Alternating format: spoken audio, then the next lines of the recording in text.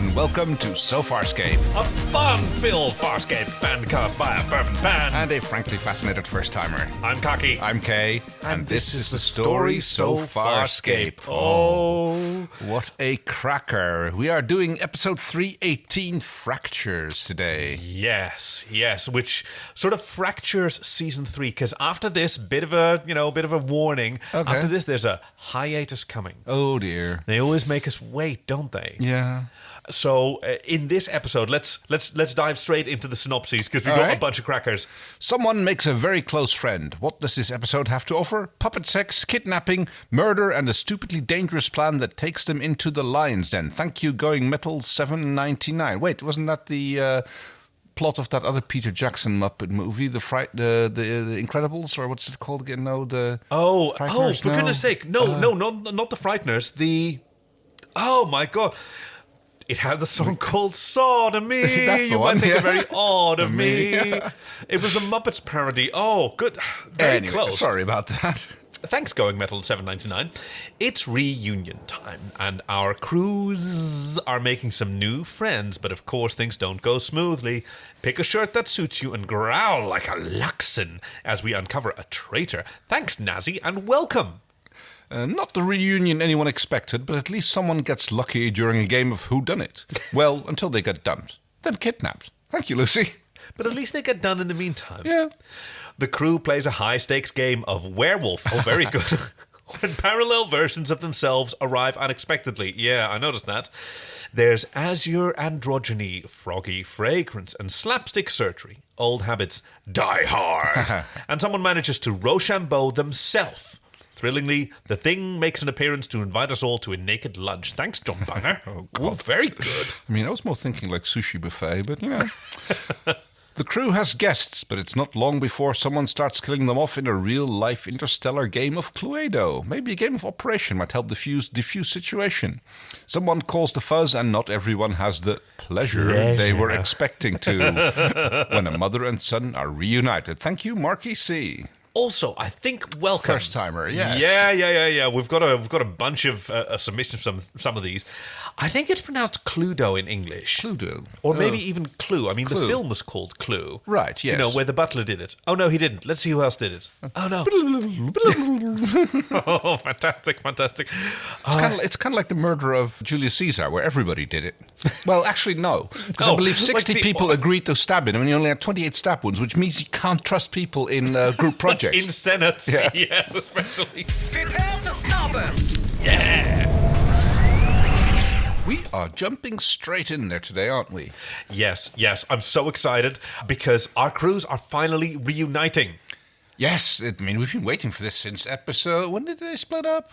7, I think. So at least, I was going to say at least 10 episodes. 10 episodes of separation, including some, is it really a fake-out? The Looney Tunes episode or the choice where... I mean, there was only a very limited amount of crossback in that episode, and besides, it all happened in John's head, so I wouldn't call that I wouldn't count that as a genuine reunion. No, exactly. And then, we spent a whole episode with Aeryn and her processing her feelings. Thank God. Before delving into this reunion... I mean, this would not have had the same impact if we hadn't just had that episode with Aeryn. Oh, it would have had a different one. Oh, entirely, yes. But it would have been inaccessible. It would have made Aeryn inaccessible, which I think is not appropriate at all, because this is her season, right? She comes back from the dead. She has to deal with Zan's sacrifice. She falls in love. She lets her guard down.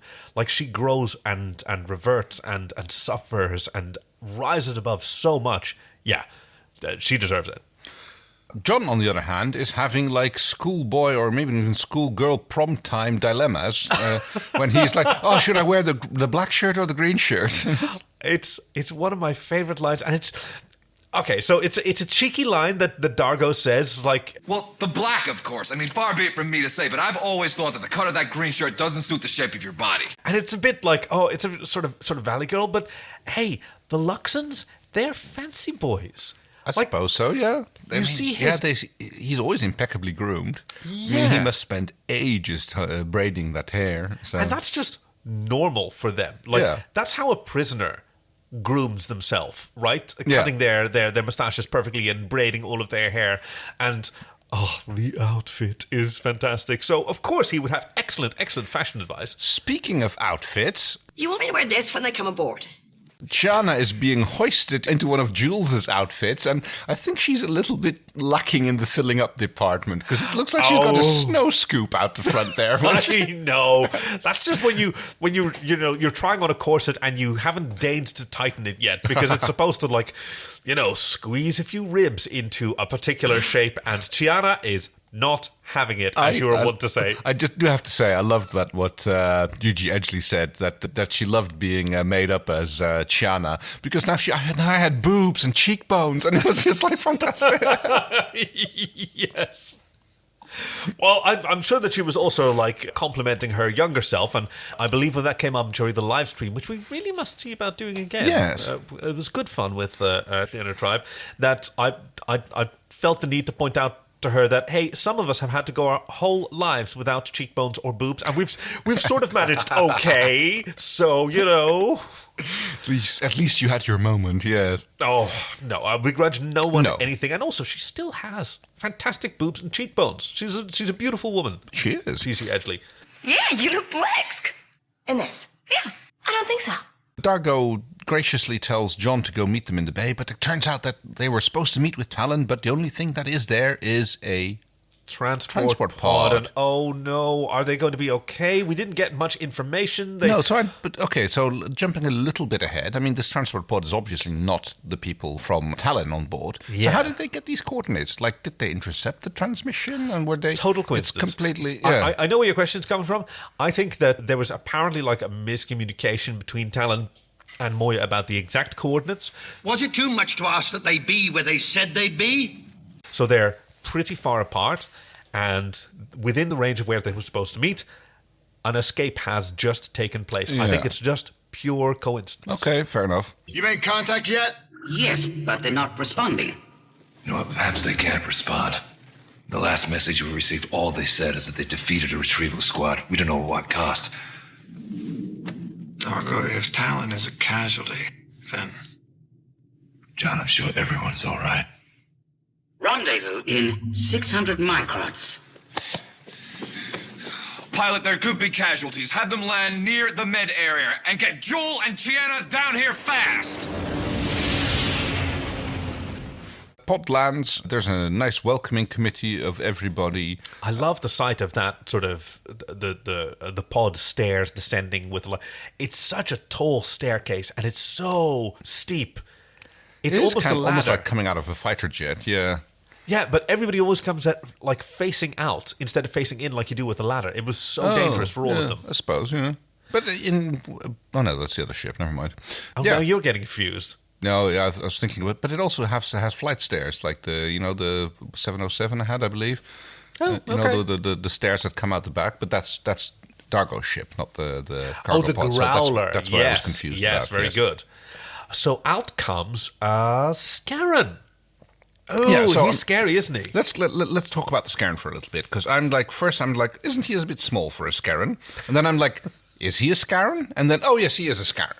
Yeah. So, is there anything that they said in the creatures manual or Dave Elsies? I looked. There isn't an entry in the creatures book. He seems a bit scrawny for a Scarron.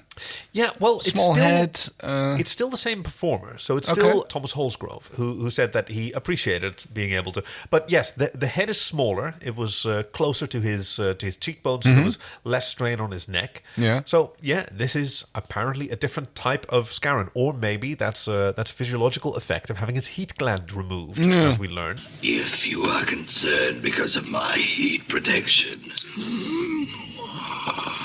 first thing peacekeepers do with Scarron prisoners, by removing the gland, it protects them and weakens me. Because it makes your head shrink. Well, we don't know what they're like. If anything, I got the impression that he was younger, but yeah, I don't know why. Less developed. I mean, he's got the sort of sunken cheekbones. He has glowy eyes. Yes. Which I think we've seen that on Tauza, the female Scarron that raised. Actually, now I think of it, they only started glowing when Scorpius jammed those cooling rods into. Oh, yeah. So everybody's got their guns out and drop it. And yes, indeed, he, to his word, he does drop it, which turned out to be a PK Tech. Oh, golly God. A peacekeeper Tralk. Which he calls a Tralk, and Tralk means slut, as we know. So I kind of like that because we have a tall warrior, a Nabari, a Hynerian, and a peacekeeper. Yes. Or yes, I was going to make the pun PK Tech boy. Yes. Ooh. Yay! Because the PK Tech boy is played by... I looked up his name earlier and I've forgotten, but it's Mouse from The Matrix. I mean, when we were watching it, I go do we know him? Because he kind of looked familiar. Yeah, and of course, this is around Matrix times. I mean, a year or two later, I guess, at this point. Yeah, but I think this came out late 2001 in America. So he would still look very similar to the way he did when he was filming The Matrix. I know, bless him. He's so charming. Yes. We don't see enough of him in this episode, I think. No, he keeps his clothes on. And, yes... You wanted the towel scene again from... I did. Battlestar Galactica towel scene. I was going to say Titan AE, but yeah. Okay, so did you clue into the fantastic symmetry here between the... So we've got escaped prisoners. Yes. Obviously, yeah. Yeah, from a warrior race and the Nabari, which, she wasn't one of the original ones. No, and no Zan and no human, but yeah. Yeah, I kept thinking, what was the blue light supposed to represent? Is that John's mind blown? It was the blue light special, I suppose. I guess we're going to see more of him. Them. I don't know what the pronouns are. Oh, the blue light? Yes. Oh, interesting. Let's find out. Because blue is appropriate for Aeryn. Aeryn. She's the Hynerian. She's got blue hair. Oh, yes, she does. Yes. Yeah. Very good point. Weird spelling to her name, Orrhn. Orrhn. Yeah. Yeah. We're talking about Hynerians. Who knows how they spell? Well, apparently we do, because that's... that was in the fair enough. In the credits. Who, true to a Hynerian, seems to have just the same appetite. And I must say, I love the little tempura tentacle that she's holding there in her hand. It's like... The food is so good, because, they're all in the galley in the center chamber, and Jewel is pulling another meal out of the microwave, walks over to the Scarron, who is busy talking to Dargo, and then dumps it with Aeryn. You have more Generase syrup. Who... As you say, has the same appetite. The food is so great. Asks if they have some more sauce for one or the other. There's a bit of back and forth of what they were doing. Apparently, so the pod was going to be used for a weapons test. Yeah. The peacekeepers loaded some prisoners onto a transport to see how their new weapon would affect the transport pod and these prisoners. And they escaped. Yep. But they were shot at by the weapon. But the tech was still on board. So did they just try to overpower the tech and then made off and then they shot them anyway and that's the one. Yeah, they figured that's the one. Yeah, we're our guy's as good as lost, and besides it's only a tech, so we can just shoot him anyway. That's the peacekeeper way for you. Yeah, and Dargo is rightfully wondering how come that the Scarron was so easily damaged, overwhelmed, and whatever. And it turns out that his heat gland had been removed. Show us your tits. Which apparently makes him vulnerable. Scarron, show us your tits. Which I'm not sure how having your heat gland removed makes you vulnerable to bullets or whatever, anything else. I suppose the plasma guns or the pulse guns.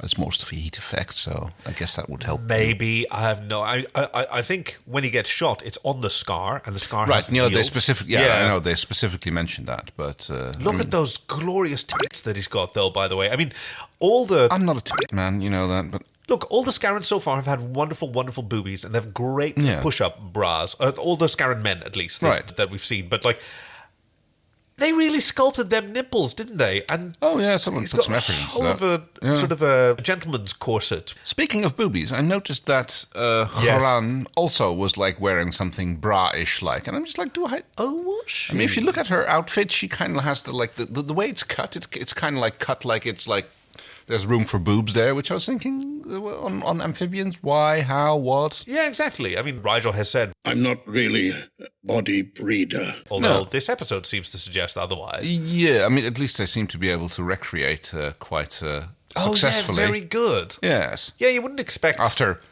pleasure. Pleasure. Oh, males. Everybody's pairing up. Yes. And what like by like. I found really remarkable is that they're all really on board with their counterparts. Mm-hmm. All of them.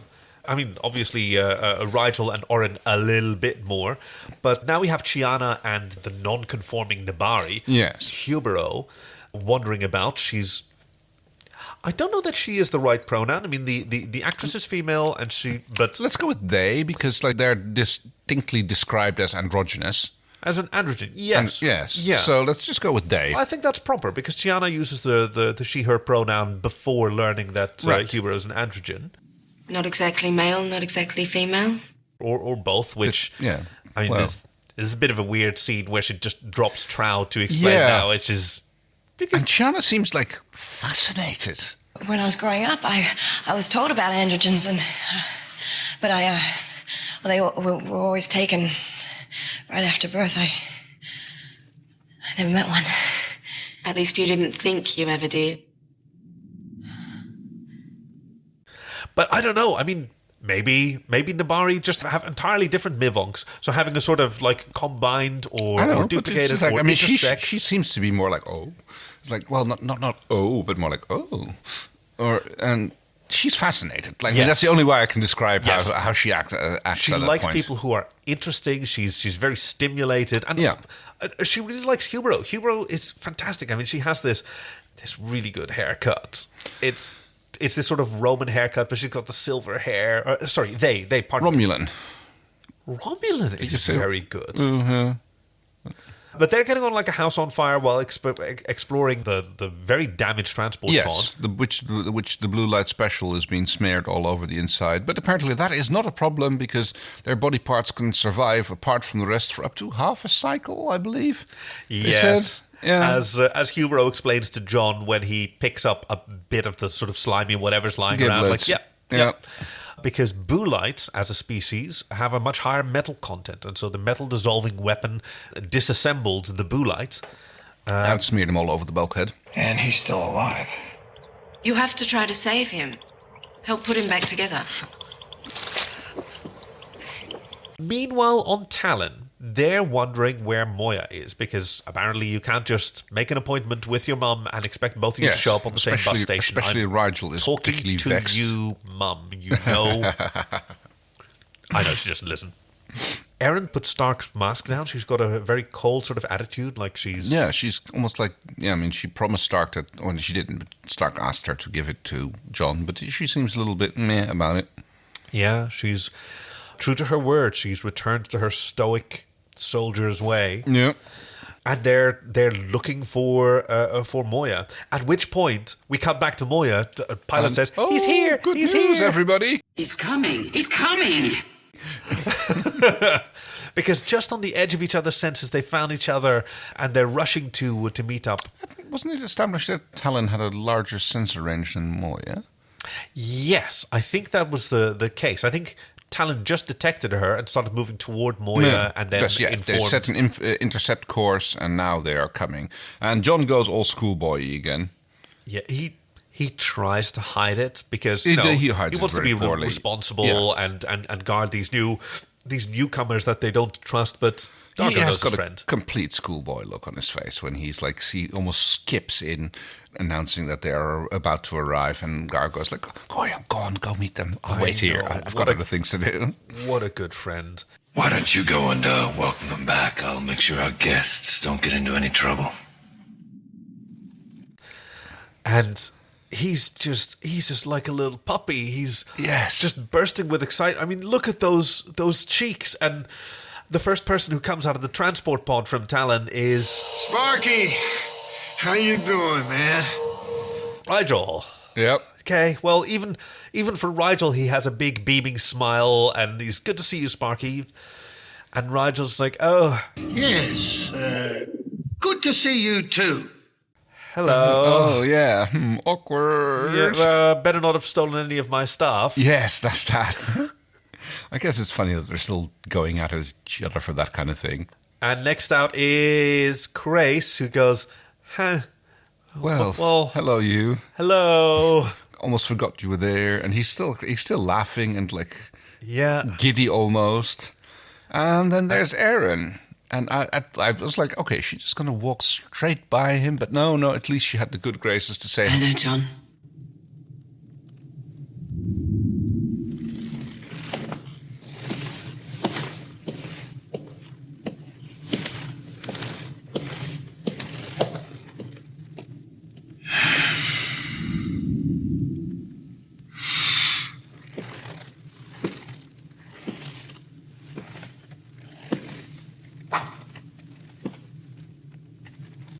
Those cold just the heartbreak in those words. It's not, like I say cold, it's not cruel.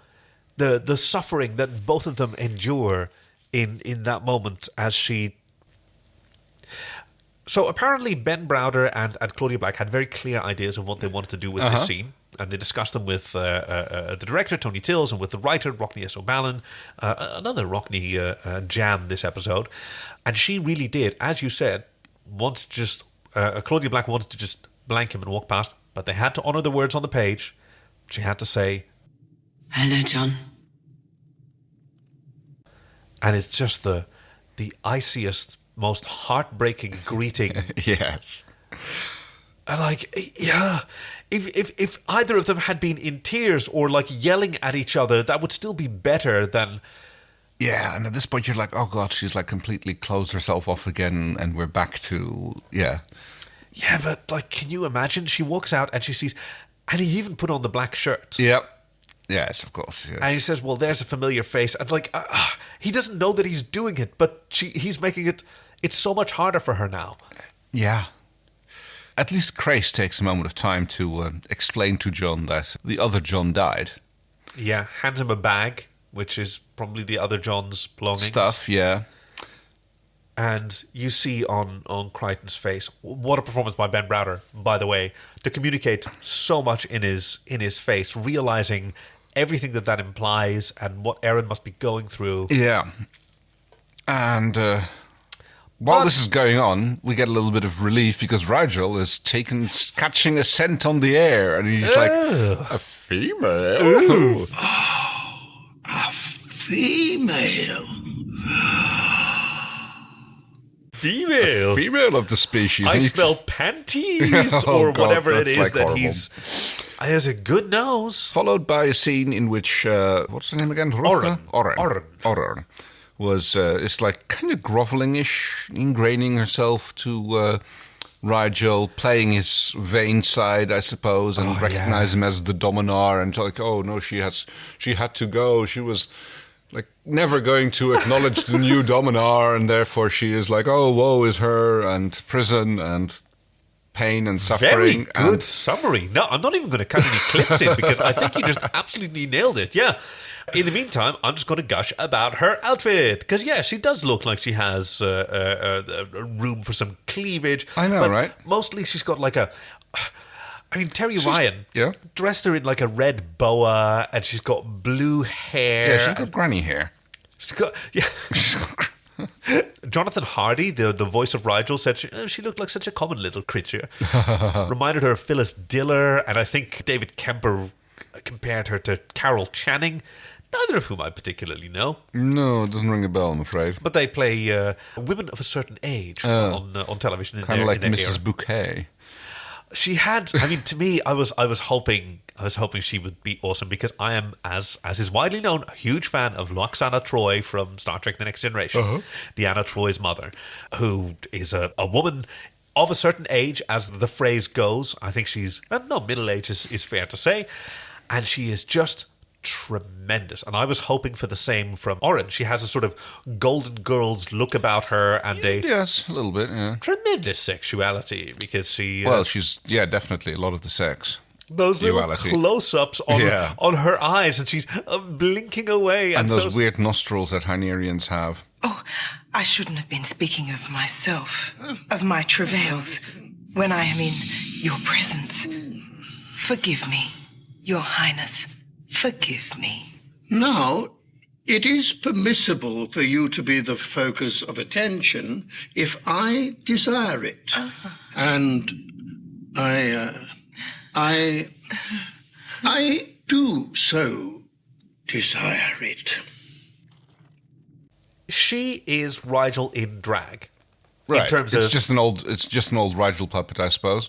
Yeah, well, I mean, Well, an old of course, remade different Exactly. makeup and different earbrows and all that. Yeah. Between seasons, I think 2 and 3, a new armature was designed for Rygel with more mobility, and this is his old armature and I think a fresh skin that was painted over with some extra features. I mean, her earbrows are more voluptuous, and she's got a little tuft of hair and no moustaches. But yeah, I sort of feel like her lip sync isn't as good as his lip sync, and it may be because she's using the older armature. Yeah, could well be. I mean, I have noticed that Rygel has gotten even more expressive in this season than he was before.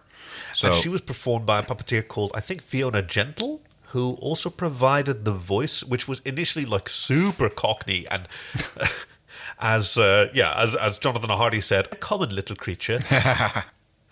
Meanwhile, Chiana is hearing things. Like, she's going like, oh, A pulse blast, didn't you hear it? I heard a blaster shot. It's happening. Okay, and this is the part, like... It's happening again. I'm frailing sense and stuff before it happens. It's happening again. Is there any other part that she was having premonitions? Oh my God, Kay, I've been trying to lead you like a dromedary to water for the past few episodes. In Scratch and Sniff, when Chiana was rescued from the drugs man by John wearing the infrared thing, and she takes it off the infrared thing, takes it off his head, to protect it before he gets punched in the face. How's your neck? It's fine. I don't mind sticking it out for you. You don't want these broken. Oh, I just thought that was because she saw the dude standing there walking towards them. I know. And in the last episode, what's it called? The Looney Tunes one. What's it called? Yeah, which Chiana wasn't in. No, the Looney Tune one, she totally was. Because she and Dargo... Oh, she just didn't get a toon version. That was it, yeah. No, exactly. She didn't get a toon version. Yeah. But just a... Hey, Princess, watch out. Watch out for what? Chunks of metal. Don't get hit.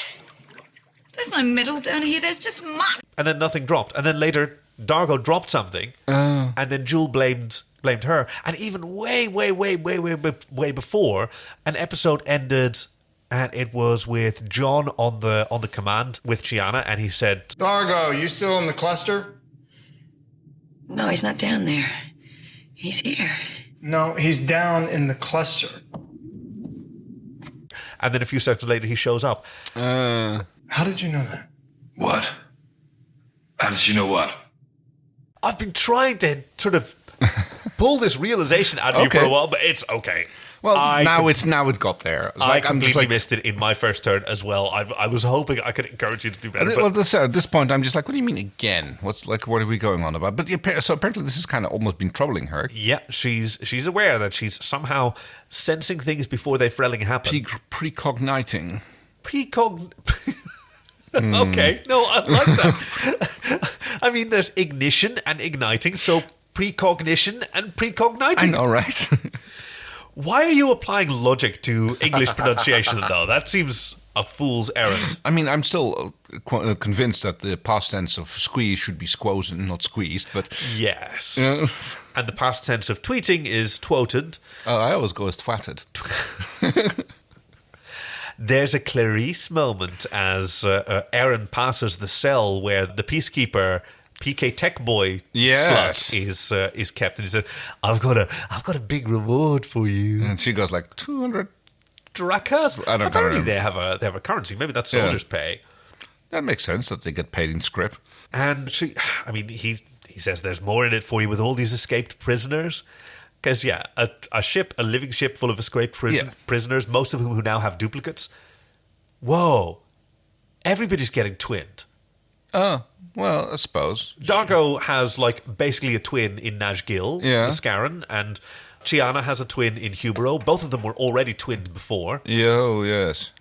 And now it's Aeryn who has a twin in Tal, I think his name is. Okay. Something Tal. Well, whatever. She's not buying it. I mean, she knows that she's not going back, and she doesn't even entertain the thought other than scoff at the amount of money that he's being offered. John, in the meantime, is having a little... private moment. Yes. Because he's got twins as well. He's got 2 Wynonas now. And let me see that I follow the lady just right, because he picks up Black Tea John's pulse pistol in his right hand, moves it to his left, moves that one out to the side, grabs his own pulse pistol in his right, and then he decides to keep Black Tea John's pulse pistol. I think that was then the original Winona. Well, I mean, they're both equal. They're both same and equal, you know, equal and perfect, whatever it was that the thing I don't know. Did we determine whether Winona was doubled? If he had Winona on him, well, maybe not. No, because they were having a fight over her, didn't they? Yeah. Yes. So it might have been on the ground, and then yes, one of the twins. That's it. And then he actually compares them. And he goes like, "Yeah, this is the one," and he keeps that one. Yeah. Yes. An heirloom. And then he briefly touches Stark's mask, and a message plays like, "Oh, if you have found this, then..." It means my mask has reached its destination, and you've made contact with it. I have a message for you, Crichton. For you alone. Listen. Listen. A very important message is about to... And it gets cut off be because interrupted. Pilot goes like, "Oh, hey!" Crichton has a message. There has indeed been a pulse pistol blast. And now begins a whodunit. Do you want to go through this blow by blow? Are you interested enough? Ooh, well, I'm interested, but I'm not sure if it would make for a good podcasting. Because, okay, coming back to it, I didn't care about the whodunit, honestly, nearly as much as I cared about the relationships that people are having with each other, because nobody could have done it. Everyone was with their double. The PK tech slut was in his cell. Aeryn was astride Rygel, or beneath me, or whatever. Hubero and Chiana were together. Nazgy and Dargo were together. So who could have fired this shot? Let me talk about this for a minute, because I have a little bit to say about it. Hell yeah. For quite a time, I was gambling on being Aeryn. Whoa! Whoa! Tell me everything. That's amazing. I don't have a lot of it, but I'm like, okay, who said... Again, I was having like, okay, it was Tech Boy, but then like he was in a cell, so he couldn't have done it. Yeah, but he was tempting her, and she was true, sort of... and that's, you know, but so I thought it might... And she was going to return to being a peacekeeper, so... Kay, this is incredible. Tell me everything. Well, I mean, I was just thinking. I was just like going through the options, and I'm thinking like, okay, maybe it was Aeryn who did it, just as to be pulled out at the last moment as a twist reveal or something. So, and okay, it turns out it wasn't, but just like immediately afterwards, I noticed that they put the mask that we just talked about. The mask, which was actually just in the luggage instead of like, give it to Jon. And you know, it's a bit of a difference between like, oh yes, here's this mask that he specifically told us that you should have because it was important, and they just like put it in the bag with the other stuff. He, and only he, will know what to do with it. Yeah, I mean, I guess that's Aeryn, who was... I mean, she had an obligation, but she also didn't want to talk to Jon. I mean... No, but again, she could have like got someone else to do it. I mean, I don't think Nazgy has been shot at this point. Oh God, what am I? Yeah. What was This shooting is the interruption. Look at the sheets. He's wandering around. Okay, we're getting stuff mixed up. The interruption is that the fact that that pilot announces that the distress call's been sent. That's what it calls it. Yes. Moya has detected a signal. Lousy timing, pilot, really. Lousy timing. What kind of signal? A peacekeeper distress signal. How close is it? Crichton, you don't understand. The signal was sent from here. Because someone's on the loose sending a distress call from within Moya, which is hugely problematic. So Moya and Talyn, each Starburst and Talyn with his superior sensors will be able to find Moya if they go in roughly the same direction. Meanwhile... Dargo is having a bit of a bromance with Nazgy. I know. Like, he's got a new bro. He's not got a new boyfriend. It is kind of cute. It is. Because even though he's really strict... Stand there. As you instruct. And don't even think about moving. Nazgy totally gets it. You know, you stand here and don't move. Anyway, as you instruct. I'll stand here not moving. Yeah, fair cop. Respect a fellow warrior in his strength. Yeah, there's the first round of the whodunit on command or in the eating area. I'm not sure where it is. Galley, yeah. Galley, where it's like, oh well, he's been with me all the time, and well, she's been with me all the time, and they've been with me all the time, so... Yes! and it's great, because for Dargo, it's a point of principle. No, Jon, I will not imprison Nazgy. He hasn't done anything wrong. He will not imprison someone unjustly, because that was done to him. Very good point. And for Chiana, it's non-conformity, right? She won't conform to authority, because that's also something that she's rejected. And for Rygel, it's entitlement. Because he got himself a girlfriend. Got himself a girlfriend, and I should have whatever I want. And, okay, well, Jon doesn't battle any of these. Jon's got other things on his mind. As does Crais, who has joined forces with Jewel in... Yes, so there's a first, like, the solution to this distress call being sent is that they decide to starburst. Yep. Moya jumps away, and I was like, okay, where's Talyn in this shot? Why aren't they starbursting together? I mean, we've shown in the past that, like, Talyn can follow through the same starburst as Moya takes, so... So that was mentioned that Talyn would starburst separately? Yeah. Crais has ordered him to starburst alone on a similar vector. Talyn will make contact as soon as he can locate us. But then he would use his superior sensors to find Moya again. I must have missed that bit, yeah. I mean, maybe at this point he's too big. Or also, maybe he just doesn't want to drive in Mom's minivan. I've got my own moped now, Mom. I'll take my moped. Yes. Now can we please talk about Crais and Jewel and the... Yes, we can talk about Crais and Jewel.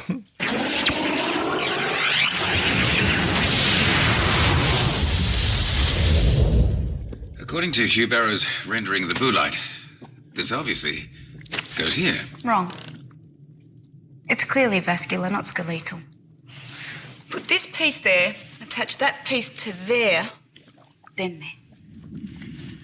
Yes, well, that would seem to be correct. Because they're in the med bay and they've got just a table strewn with... I mean, in another episode, this could be a banquet. Yes, totally. Right? That's what I said. It's like it's like a sushi buffet that we got here. And they're trying to piece him together. They're what the bluegill, or what was it called, the blue lie? A boolite. Boolite. Boolite. The boolite. Very good. And they've both got white smocks on. And she's wearing this really weird collar. I mean, she's got like weird outfits before, but this is like, I don't know. I think she's had that before. That's with her underarm corset that she was pairing it with. Yeah, but now she's wearing it above the white smock. And Yeah, you look black. Yeah. So yeah, they're just arguing over which part goes where, basically. Hubro provided a drawing of roughly what the boolite used to look like, which Crais very confidently is using to suggest that, like, I need to attach this bit, and yes, I'm prioritizing the brain and the mouth so he can tell us who shot him. And she goes like, well... Not unless he sits on his mouth. I mean, I've heard about people talking out of their arse, but that's... Sit on my face and tell me that you love me. Yes, very good. Oh, cut to an absolutely heartbreaking scene that we have to skip as quickly as possible because it breaks my heart, where Jon and Aeryn are in they're fixing the transport pod and he asks for the tools and then the fluffy slippers. Yes, and she's staunchly ignoring him, basically. And he wants to talk to her so badly and she won't. And then he said, okay, well, maybe she should. No, hold on, I do want to talk. And the thing that he says to her is... Aeryn, I'm sorry.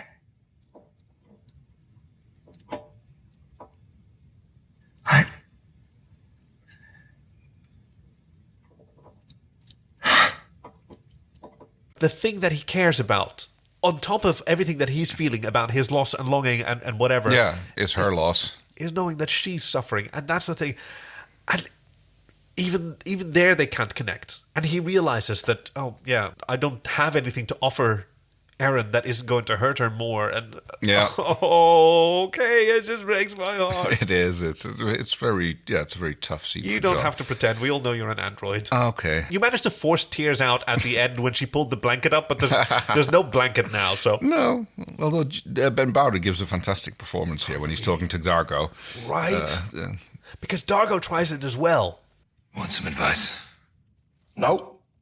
He tries to offer some advice and Jon rejects him, and he sort of collapses, and like he knows he needs it, but he knows he can't ask for it either. And then Dargo sits with him and tells him, oh, my friend,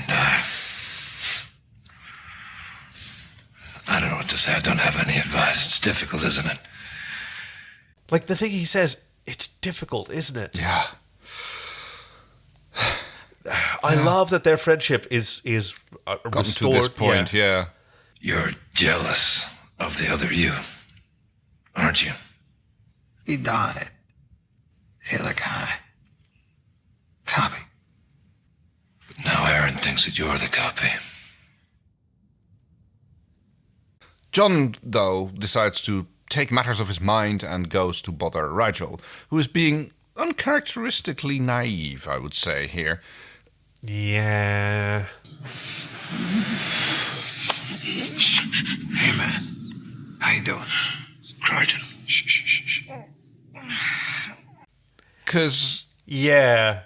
Like, he's thinking with his mivonks, which Jon even accuses him of. Absolutely, yes. Basically interrogating, oh no, she's been here the entire time. We get a great little scene straight from Starship Troopers, like, 20 minutes? Oh, we can do that. Yeah. Are you ready to go again? Again? We have half an hour. Because that's how long they've got before the transport pod will be ready, and as far as Jon and the rest of the crew are concerned, everybody else is going to be leaving again. Escape prisoners will just go up. I mean, like, why? You don't own this Leviathan. You don't have any more right to it than anybody else who's on it. Like, why wouldn't you? I was genuinely wondering when they first came aboard, it was like if that was going to be like, oh, are we going to get more crew expansion? Like, I mean, they've been whittling them down recently, and in this season of death, so I was like wondering, like, okay, are we going to get some extra crew members? But no, apparently this is not the plan. Okay, skipping toward the end, we haven't seen them leave, and we know there's a hiatus coming. Fair point. Which one would you like to keep around? Oh no, we'll get to that. We'll get to that at the end. Sure. Yeah, you can have a little thing because after Jon has said this, Aeryn turns out to have been awake, and she says, "Oh, I'm quite awake. I love you too. I have these feelings for you as well. And 20 minutes is enough." I heard what you said. I didn't mean. I liked it, Rygel. Oh, Rygel. She's going full Miss Piggy on him. Oh, Kermit! Yes! Kermit! Rygel! Oh, Rygel! I suppose she has, yes. There's more alien assembling, and the alien is like slowly starting to talk and like telling that there is a traitor on board. Traitor. They kind of figured that out at this point because, But he can't remember who it is because they don't have the bit of brain where that memory is stored. we might have been tracking it all around Moya. Yikes, what a horrible thing to think. And then blam, blam, blam, blam, blam. This is where it happens. This is when the shots fall, yeah. And this is, again, like the Scarron gets shot, Nazgy, I believe you called him. Very good. And this is, again, reinforcing to me that it might be Aeryn, because, Aeryn might know where to shoot. I mean, she has been on prisoner ships before. She would know where to shoot a Scarron. She actually literally did shoot a Scarron as soon as he came back from the dead. Yeah. Saw how Jon killed him. You weaken a spot, and then you hit that. Gosh. So this is like, you see where my thoughts were coming from. Oh, yeah. I mean, I knew it was the long shot, but Farscape has taken long shots before. Hey, you're amazing. You've just opened up a whole new layer. I'm really curious if anybody else, hey, if you're listening, let us know. Go to sofarscape.com/links and use one of them, whatever, to get in touch with us. Did you think it was Aeryn when it was your first time? I'm so curious. Meanwhile, Nazgy is lying there on the ground, lactating blood out of his glorious boobs. Here we go again. Yeah. Look at them. They're tremendous. I know. They are, yes. I'm not a boob person either, but I appreciate a well-endowed person. Pectoral, yes. Yeah. And the same sort of pattern repeats. Everyone realizes that, hey, my new bestie is a suspect, yes. And I've got to cover for them. Although at one point I was also thinking, maybe Nazgy shot himself. That's that's a thought that also crossed my mind at some point during this episode. Valid. The Scarrons are crafty. I know, they are. They would cryogenically freeze themselves for decades, for that a too, plot yeah, or just years. so that it can pop up at the right time and get involved again. Jon is still doing his investigation. He's going over to the DRD that's been guarding the PK tech slot, and Pilot confirms, no one has approached. He's still sort of taunting from behind the bars.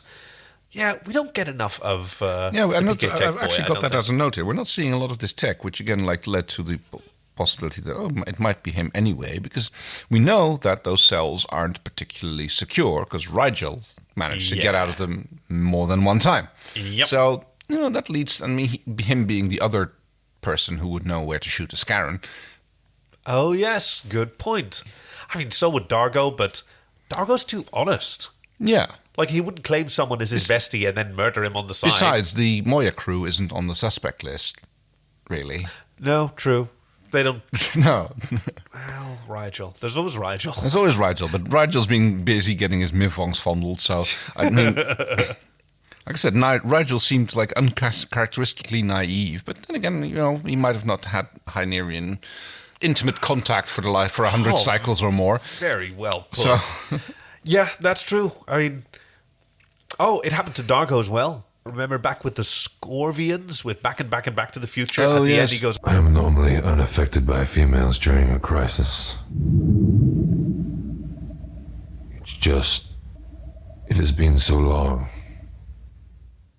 Now that, I understand. Yeah, kind of feel you, brother. Meanwhile, Chiana and I forgot their name. Hubero was their name. Are hiding in a crate because apparently they're worried that they're suspects or that they're going to be held accountable, or even that they're going to be dumped because Chiana feels very close to Hubero. Yes, and I'm trying to figure out what's because there's definitely talk about leaving on the pod. Yes. But I'm getting the feeling that Chiana is going to leave with them, or she wants them to stay.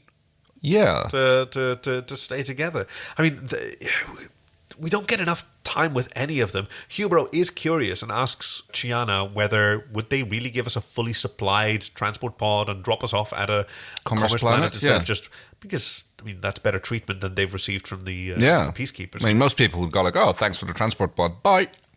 Yeah. Yeah. In Hubero's case, because they're an androgen, they were even rejected by their own government when the peacekeepers tried to return them. Yeah. Which I suppose is why they were on the non-conformist planet. Why'd they imprison you? Actually, when the peacekeepers found me, they tried to give me back, but Nabari Prime didn't want me. To them, I'm just another mouth to feed at a non-conformist colony. So I noticed that, interesting, I'm not sure why he was doing it, but at one point when Jon is running through this corridor, he's making a point of touching all of the ribs in the corridors. Yes, I saw that. I was wondering what the idea behind that was. The first time was when Talyn's transport pod was arriving, and I figured he was just soups excited and just rattling his fingers along those ribs. Oh, Moya is really beautifully lit in this episode. Oh, yes. Although I noticed at one point you can clearly see that the ribs go down and there's kind of like a bit of a gap between the rib and the floor, like the prop piece is slightly... not really noticed that very often in the past. But really? Because I think it's always been the case. When the sort of side ribs, they never quite touch the ground. Okay. There's always been a bit of clearance. It just seemed a little bit more obvious here. Let's see, more whodunit stuff, and then we get to the point where the DRD, who is watching our tech slut, is, as you like to refer to them. You've got a lot of slut on your mind recently, don't you? It's how he was first introduced, our calling card at PK Tralk. I suppose you're right, yes, they did do that.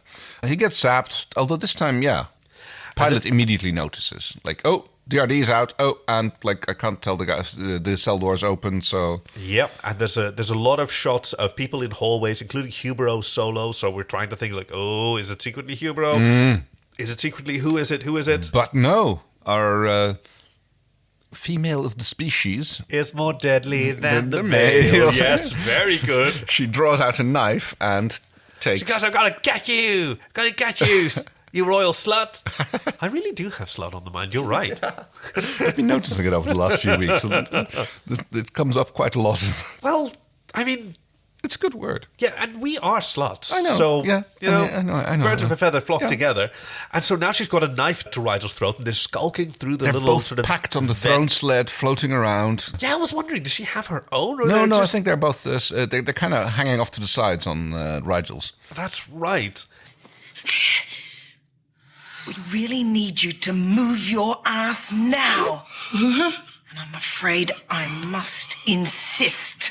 And she reveals to him that she is a soldier. Yes. And that apparently he would never be caught dead with a lowly soldier. That's why she had to pretend to be a lot of conspiracy stuff that, honestly, it would have been better with a Cockney accent. But I'm not sure what her game is. She was going to get shot by the peacekeepers, And now she's going to throw back in with the peacekeepers because this is a good idea. I kind of missed the reasoning behind. So after their escape, but before their arrival on Moya, she made a deal with the PK Tech Boy. Yeah. To return to peacekeeper territory in exchange for a pardon or a commission or whatever. Why, Aeryn, why? You were a prisoner of the peacekeepers like the rest of us. 'Cause, my dear gullible Dominar, the odds of staying free stunk. So I struck a deal with the tech. When you were on Moya, you were free. For how long? I don't want to spend my life running from the peacekeepers. And once I got here, I found a superb bargaining chip. You. They'll be far more interested in recapturing a full royal than a lowly soldier, like myself. Like PK Tech Boy has the authority to do that. You know, it's like when the cops tell you, like, yeah, just like confess everything, then we'll make sure that you get off easily. No, cops don't have that authority. It's like, you get me a signed piece of paper from the, whatchamacallit? The public prosecutor. The prosecutor, thank you. Yes. And then we'll talk. Like, cops can lie to you. You know, they will lie to you. Okay, but it may be known, certainly to a soldier, Yeah. that the peacekeepers should have a standing minimum offer of a reward for escaped prisoners. Yeah, Right? but if one of the people trying to claim that reward is, they're like, oh, well, thank you. Then we have like an extra reward for us because we caught even more of them. Yeah, but then you're never going to get prisoners turning on each other to turn them in. Like, No. okay, so you're a peacekeeper, right? Or you're the peacekeepers. You're some kind of like peacekeeping organization or pacification organization for hire. Yeah. The fewer prisoners. Back to my theory that they're just hired thugs, but Well, we know that they are. They were hired by the Delvian government. yeah, that too. He and the other conservative Paus hired the peacekeepers for external security. Right? So governments hire them for military and urban pacification, I guess. So the fewer prisoners escape from you, the better. Yeah. So if 4 prisoners escape from you and one of those turns the other ones in, you want to reward them because that means Prisoners will always be wondering whether or not everybody else can be trusted, which... yes, yeah. No, yes. That's a and good point. You got them all back. And one of them you pardoned and the other 3 you didn't lose. So Yeah. that's a win. Fair point. It's what I think. I mean, I get that. That's probably her reasoning. Okay, and here's the point where I'm thinking, like, Tech Boy has got himself some guns, and Yeah. the marksmanship he displays here does not give me confidence that he could hit a Scarron in the sweet spot. But he didn't. Yeah, That he was did. Aeryn. Oh, Aeryn it was. did that. Oh, right. Okay. He was in the cell the whole time. Okay, that makes more sense. Yeah, no. Orn must have shot Rygel. And let the tech loose. Because I'm thinking, like, boy, is he a lousy shot. Well, so's Crais. I mean, they... And I must say, I did like this firefight because everybody's shooting at everybody. It's complete chaos. It's like absolute madness, and there's just blasting everywhere and blasting the poor Boolite in all of his chunks. Boolite gets more, which causes both. I love that scene when Crais and Jewel are both sitting there screaming, going like, ah.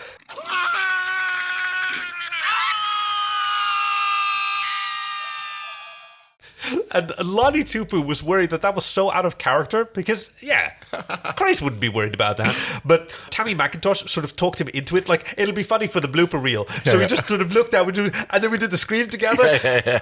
Oh, they left it in? Oh dear. Wow. Yes, unfortunately, this is where... the other Nabari gets shot. I forgot that name again. Hubro is, they've been shot, unfortunately, and Chiana cradles them as they pass, and it's... I mean, like I said, we don't get enough time with all of these people. I thought it was really fantastic, and to finally see some more diversity in Farscape, and yeah, I kind of got to say it. I'm going to precede my my willies, which I'm the bury your queers trope of introducing a queer or non-binary gay character, for one very special episode, and then they die tragically, and everyone thinks it's so sad, so you don't have to deal with them again. Yes, yeah. See, when we get our druthers and a Farscape reboot happens, which I still insist, everybody, right? Gender flip everybody, and bring Claudia Black to play Crais. Wow, yeah. And then whoever plays Nabar, like, just get the... Just get whoever. Get a twink. Yes! Some non-binary... It'll be fantastic. It'll be fantastic. But yes, let us have some more. Because, like, Gianna... her sexuality, why would it be anything other than entirely fluid and opportunistic and just delighted? Oh, absolutely. Yeah. Like I said, you saw that on her face when they revealed themselves to you as being androgynous, and she was like, "Oh, well, that's something new. This is going to be fun for a while. This is going to be fun." But there was genuine caring there as well, But yes, Rygel gets kidnapped. Yes, and Aeryn shows herself to be a better shot. I learned this from the, I think it was from the Snurcher's Guide or from the Farscape Encyclopedia Project. The little gun that she's got is the return of a prop from way, way, way, way, way back when. It was what's known as the laser knife that Jon used to overpower the peacekeepers that imprisoned him and Aeryn and Dargo in the very first episode, with which he was going to... So you're full of little yellow bolts of light. And she's holding it almost exactly opposite, in as much as that's possible for a sort of boomerang-shaped object. I mean, that's kind of like they did in... you've seen Dr. Horrible's sing-along blog, right? I have. Which is done by a lot of the Joss Whedon alumni. Yes, exactly. And it was filmed during the writer's strike back in the early 2000s, in the early noughties, I believe. Yep. And they just scrounged what they had. So Dr. Horrible's coat is one of the hospital coats from the hospital in Firefly. Oh, good. And the stun gun that he's wielding is also actually one of the guns from the blue hand-shoot guys, also from Firefly. He's just holding it upside down. Well, in the same way that Qui-Gon Jinn's communicator in Star Wars Episode 1 is a lady shave. It's a Phillips lady Yes. shave that's just been painted bronze. Yeah. And, we've identified some IKEA props here as well. I mean, I love the fact that mirror that Commander Adama has, the shaving mirror on board the Galactica, it is actually an IKEA thing, and the IKEA item is called frack. But frack is right because, oh no, the escaped prisoners have escaped. They've got Rygel. Pilot, close the outer hangar doors. I can't. Moya's connection has been severed. They are flying off in the transport pod with Rygel as their prisoner, as their hostage. And yes. Crichton says, "I've got an idea." And there's another one of those brief moments where a fake slow-mo is used by slowing down the frame rate. Yeah. He turns around. Aeryn, brief moment of eye contact, and she turns around as well. Same Z's, same idea at the same time. And they run off and get into Dargo's new ship. And then he remarks, okay, same idea, same time. We had the same idea. No, I wanted to take your module. You didn't know Dargo could fly this. But she doesn't know about the ship yet. Yeah, she didn't know about the Growler. No. It looks so good. It does. I love how those wings unfold. And, yeah. And he's flying it with precision, and now how difficult it is to stay on the tail of spacecraft through empty space, I don't know. I mean, they're doing a lot of winging it. It's like Star Wars flight mechanics when it comes to this sort of thing. And they're loading up a harpoon. Yep. He's put on other Jon's spacesuits, so they've both got the cool spacesuits with the white lines. Very nice. They open the back hatch, and then it gets a bit weird. Well, he asks, "Are you sure it's going to hold?" And she says, yes. Just like on the Budong. To redeem alloy, of course it'll hold, just like the Budong. Budong? What are you talking about? Just follow my lead. Oh, heartbreak. Yeah, but I thought this was a really good scene because you can see how Aeryn immediately falls back into her old patterns with Jon. They're just meshing, and it's just like they're still the same person. This Jon would probably have done exactly the same thing as other Jon did. Yeah, and therefore he doesn't have those experiences, but he will still react in the way that she expects him to. And that just breaks her heart all over again because he is not her Jon. She can't disrespect her Jon by considering him the same person, nor the other way around. That wouldn't be fair to either of them. But yeah, in this moment, you see why she's closed herself off so much, why she says, "Hello, Jon," because if she doesn't do that the whole time, she'll just forget that he's not him. Go now, Aeryn, go! Well, this will be fun. They slide down the tether to the other ship as if there's gravity. Yeah, it's convenient, that, isn't it? Yeah, funny that. I'm just assuming that there's some sort of motorized trellis. The wire's not taut enough for that. But you never let me have any fun. Sorry, I want to nitpick the special effects of the my other. nits. They blast the hatch open. Yes, and then we have the magical face masks that keep everybody breathing in no air environment. Now, we've been doing good in sort of tempo so far, so let's break it all down. Let's hit the brakes. How would something like that work? Poorly. Well, on an amphibian... No, I mean, I'm just talking from a atmospheric pressure point of view. You'd have to strap it on super tight to get a good vacuum seal allowing you to breathe, because otherwise the air would just like go, it would just flubber out from under the masks. You know, so that's the only thing that I have to say. Some sort of adhesive. Also, maybe... try that with Dargo's beard. No, but he doesn't need it as much. No, true. I mean, we know that he does well in vacuum. And we know that about Rygel as well. Yeah. Rygel survived quite comfortably, so they maybe just need a little bit of boost of oxygen if that's what they metabolize. Now, the PK Tech boy, he's much more like us. He needs that. So, hey, if it was us, he's clean shaven. Yeah. You know, if we shaved and we had one of those things on our faces and we went out into the vacuum, what would be needed to keep us conscious and not exploding? Ooh, because you wouldn't want a full lung full of air, because then you're... No, you need a compression. You basically need a compression suit. You need... Yeah, in the absence of that, if all you've got is something over your mouth, there's got to be like some density of oxygen that doesn't overpressurize your lungs like a balloon, but still provides your lungs with oxygen. I have no idea how... I mean, generally speaking, you wouldn't get oxygen narcosis because, like, I know that on spacesuits they tend to go pure oxygen, but only run it at half pressure. So 20% would be enough, right? I'm not sure what it is. What they use spacesuits as. Yeah. Oxygen is 21% of the atmosphere. So yeah, if you have like pure oxygen and theoretically at 20% atmosphere, that should be theoretically be enough, without knowing any of the other biology that goes behind that. But yes, and then assume a magical CO2 scrubber in the mask as well. I mean, if your oxygen supply is big enough, you can just like vent it. You know, like it'd be a terrible waste, but who cares if it's only for emergencies? Like, I only need it for a few minutes. So in summary, you're fully on board and you're completely convinced by the scientific accuracy of everything that's displayed in this episode of Farscape. Except for the fact that there is air in there, even with a 0.2 pressure, would just immediately go flushing out of the mask. It's a good mask, isn't it? It's really impressive technology. Yeah, especially how it manages to adhere to Argo's face through his beard. In episode 1, he went into space in a football helmet. It's in every opening credits. Yes, but besides, I also bitched about that. So I know, we all did. Everybody did.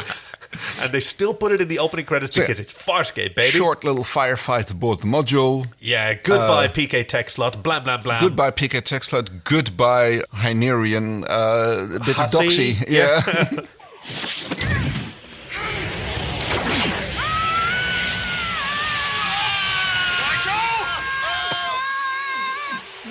Rygel cuts her loose, even calls her a bitch. Hey, Rygel, your judgment does not make... Like, he should be respecting her for just seizing opportunities. No, right? Absolutely, yeah. But, I mean, it's not the same if you're the victim. No, especially it's not. For Hynerian royals. Still, shame on you, Rygel. Yeah. I will not be taken to task for having a trusting nature. Women. But all's well that ends well. Well, I mean, the PK Tech boy did hit the reactor, so, we've got to get away from this. Yes. Think as quickly as possible for a nice, fun little CGI explosion. Big explosion, and then we have Jon talking to Jon. Yeah, there's a close-up of the chess set. Which is kind of such a big deal. So where did this message come from? Because at first I thought it was like the mask, but like the mask message got cut off, so he didn't. This is the mask. Oh, it is the mask. Yeah, this is the mask message that he's finally had the opportunity to finish so playing. I wasn't quite sure whether or not because that started off with Stark, not with Jon. So, all right. And it's both of them sitting across from each other. Talyn, Jon, and Moya, Jon now both wearing black shirts, and leather pants, and just kiss. But okay. And well, it's only a hologram. That wouldn't stop me. Yeah, I mean, yes, fair enough. And it's a message that he must have taken. I mean, between using the wormhole weapon on the displacement engine. Yeah, because he does sound like he's poorly. So I will definitely subscribe to the theory that he was already dying at this point. And tells him that you have the wormhole knowledge in your head. tells him what happened on Dambada, the planet, that things didn't go well. But for right now, the Scarens are back to square one. Peacekeepers. They're your problem. And while Jon is talking to Jon, Aeryn comes pussyfooting in and... Oh, don't say that about Aeryn, but she totally is. She's totally eavesdropping. That's not the same as pussyfooting. Pussyfooting about is like someone who refuses to confront their obligations or emotions. Yeah, no, okay, fair. Okay, thank you. She's dropping a bunch of eaves, and then she skulks away again after... Ghostly Jon says, I'm gonna piss you off now, man. And gives him some advice. Don't push her. No, she takes time, is what he says, I believe. Which I... And that is going to come back to bite him. Because, whenever, making a prediction here, I'll put some fun bucks on it. Oh my God, they're back! Call it for 100. Call it for 100 fun bucks that she is going to throw into his face at some point. So, you think enough time has passed now, or something of those words? Oh wow! Now I'm just thinking about all the ways that she can fit time into a conversation. Time heals all wounds, or wounds all heals, or time, something like that. I'm sure that'll come up. I kind of like that phrase. She takes time. Because on the one hand, it's kind of condescending, advising someone about how to unlock her heart and gain access to the sex that is within.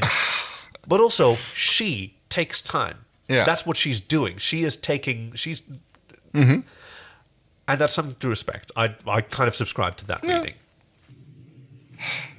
Oh, one more thing.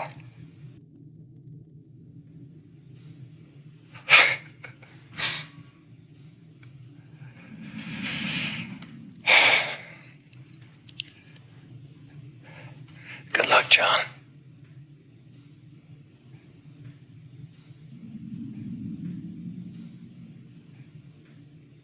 After that, we have a family meeting, whereas Jon is almost facing a tribunal.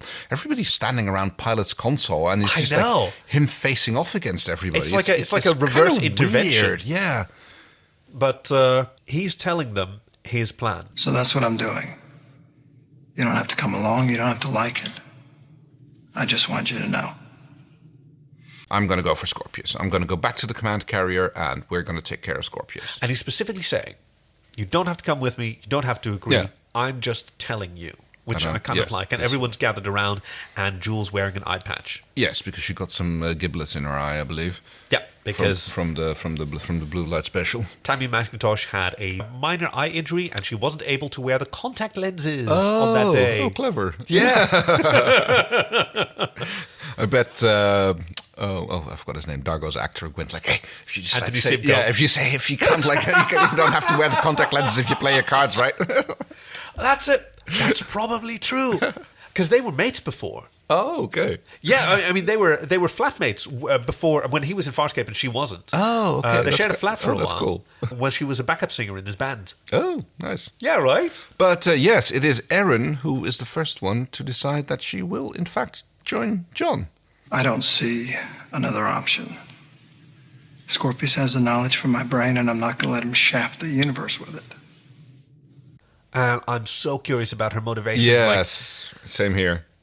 I mean, she must respect the sort of heroism and sacrifice. There's probably also something about her wanting to serve as a soldier again, and now she has a quest that she can join. Yes, I suppose. And I mean that might be a PK thing because Crais is next. Yeah, Crais goes gives him a bit of a sly look, and okay. I mean, it's is he just going where Aeryn's going? And yes, maybe not. Maybe not. I don't know. I wouldn't put it beyond him, but Pilot says that Moya and I are against this idea in totality. I'm sure Captain Crais is aware that Talyn resists also. So you've got the three human-looking crew and the aliens sort of opposing one another. Yes. And we fade to black. We end up on an old-fashioned 90s freeze frame. I don't know if it's a freeze frame. It's a freeze frame. It's a freeze frame. Is it? I'm looking at the GIF again. I'm pretty sure it was a freeze frame. Or is Ben Browder just really good? He died with his eyes open. You know, that's really difficult. I couldn't die with my eyes. God Lord. Ugh. I take it back. And here comes the cliffhanger where we were left for many, many months. And about what's going to happen. Yep. In the grand tradition of So Farscape, we will now also have a hiatus. Have another greatest hiatus, but we've picked a good one this time, haven't we? Absolutely. Do you remember which one we picked? No. I don't think we actually discussed it nearly enough. We had some options, but I think that... Wait. What's it first? She gives me a Woody. She gives you the willies. Ooh, okay, damn. Ooh, it's a tough one. Yeah. Willies is going to be really tough because I'm not sure I actually had one. I mean, okay, I'll cop out and say that the air mask, the breathing apparatus was my willy. Fair. But that's just... Fair. You can have your petty little willies if you want. Oh, God. Don't say it like that. I know what I said. Actually, something I just realized. Is the Scarron, isn't Adjgul dead? I mean, we didn't see him did you see him in that last shot? He's not there, is he? He's not at the he's not at the team meeting. No, he's not. Huh. Interesting. Huh. So, okay. Huh. Yes. Kaki desperately trying to keep a poker face here. So, my Woody is going to go to Jewel and Crais hanging around the lab and trying to reassemble the Blue Light Special. That was going to be mine too. Oh, and especially the Scream. The Scream was fantastic. Yes. It was so out of character, and I love it so much. Oh, Crais, he's just kind of a little squeamish boy, isn't he? Yeah, but he dealt with him pretty well while he was just like looking through the giblets, and then it was only when they started getting splattered all over him when they were getting shot at that he went for the Scream. I know. I sort of love that he tried and that he didn't sort of balk at it. Apparently, like every PK soldier is secretly a tech inside. They do seem to have that going for them. Side. So where does your willy go? Oh, God. That's okay. It's okay. We knew what we were doing when we named this segment. It's not getting enough time with these other characters. I mean, yes, this could have been an entire three-parter on its own. Yes, just the concept of these escaped prisoners meeting some escaped prisoners who are essentially them and having to sort of re-examine themselves and discovering new aspects of themselves, because each of them is a sort of heightened version of one of our heroes. Yes, it's kind of like a mirror, but like a funhouse mirror, I suppose. Yes, exactly. Yeah. And I would have loved to learn more about the Scarron culture and more about the... Oh, so he's not coming back then? The Nabari. It's good, this poker face, isn't it? It just goes up and down, you don't know where it goes. And I mean, Hubero has such a fantastic look, and it might be if there is such a thing as a cosplay target, then that sort of might be it. And finally, another Hynerian. And yes, briefly, we'd have to go through many, many more seasons in order to discard so many animatronic armatures. Oh, very good point. Yeah. Yeah. I guess until we have a whole cavern full of Hynerians. I know. I look back at sort of the early sort of production discussions and maybe we'll go to the planet Delvia and maybe we'll go to the planet Hyneria. And then as soon as they started prepping, oh my God, a Hynerian costs $20 million.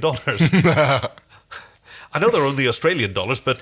Even then, yes. Yes, so my willy is not enough time with these other characters. No, I can definitely agree with that. I would have liked to see many of them. So, and that's just... Oh. And that's the story so Farscape. Please join us in a month's time. I know. Okay, so it's desperate, just join us in 2 weeks' time for the... I mean, join us every week. We're still putting out the show. I was going to say, join us in 2 weeks' time for the greatest hiatus and next week for a fanfic reading. And yes, I think I might have something special for you next week again, because fantastic. I think it's that time again. Stay tuned. And then after that, I think we're going to do Pitch Black. Pitch Black. Oh. Yes, starring Claudia Black, which she was filming just before she started Farscape. I know, we've been racking our brains to look for things that are similar to Farscape, and we wound up with... At least have some relevance to this. Fucking Growl? What were we doing? But this one, it has Claudia Black in it. I am so looking forward to this. Yeah? Yeah. All right, that's something to look forward to. Coming to you in 2 weeks. In the meantime, you can find us at SoFarscape on Facebook and Twitter. Mostly active on Twitter, where if you... Yeah, I don't think I've ever mentioned this. On Twitter, every day we post Farscape GIFs from the current episode. So check us out, twitter.com/SoFarscape. If you want to help us out, if you want to send in a synopsis, which a bunch of you have been doing, and they've been so great. Support us on Patreon or submit your own fan fictions, for which we may read. You can find all the links to that on sofarscape.com/links. I'm Kaki. I'm Kay. So Farscape, so good.